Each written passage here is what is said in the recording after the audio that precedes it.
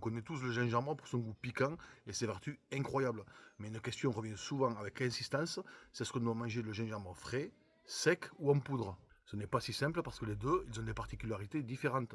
Donc je vais t'expliquer dans cette vidéo les avantages et les inconvénients, leurs propriétés que ce soit frais ou sec. Et surtout quand il vaut mieux consommer un ou l'autre. Tout d'abord, le gingembre frais, il contient beaucoup de gingerol. Il faut savoir que c'est une molécule qui va agir sur les inflammations et sur ta digestion. Lui, il est idéal pour les coups de fatigue, les digestions difficiles, le mal de transport, les nausées. Il est top. Il est riche en eau, vitamines et minéraux, surtout la vitamine C et le potassium. Il a aussi un goût plus doux, donc il sera idéal en infusion, il sera idéal cru, dans tes smoothies ou en jus. Cru, ça sera le top. Alors après, tu l'auras deviné, son désavantage majeur, c'est qu'il se conserve peu de temps. Du moins que sec en tout cas. Quelques jours au frigo, même au congélateur, certains. Mais moi, je ne le recommande pas congelé. Donc maintenant, on va passer au gingembre sec. Quels sont les avantages et les inconvénients? Lors du séchage, le gingerol il se transforme en chogol. C'est une substance encore plus anti-inflammatoire, plus puissante.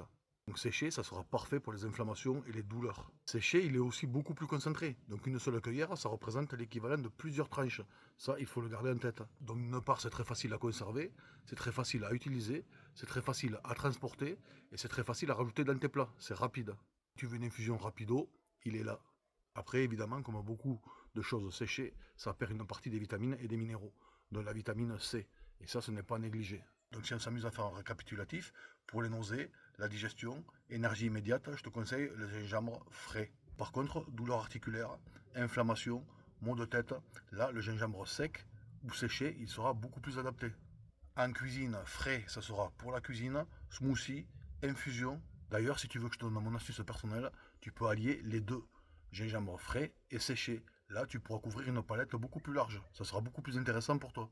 Quelques tranches fraîches plus une pincée de poudre. Là, tu vas allier les deux molécules. En résumé, il n'y a pas de gingembre meilleur qu'un autre. Les deux, que ce soit frais ou séché, ils se complètent.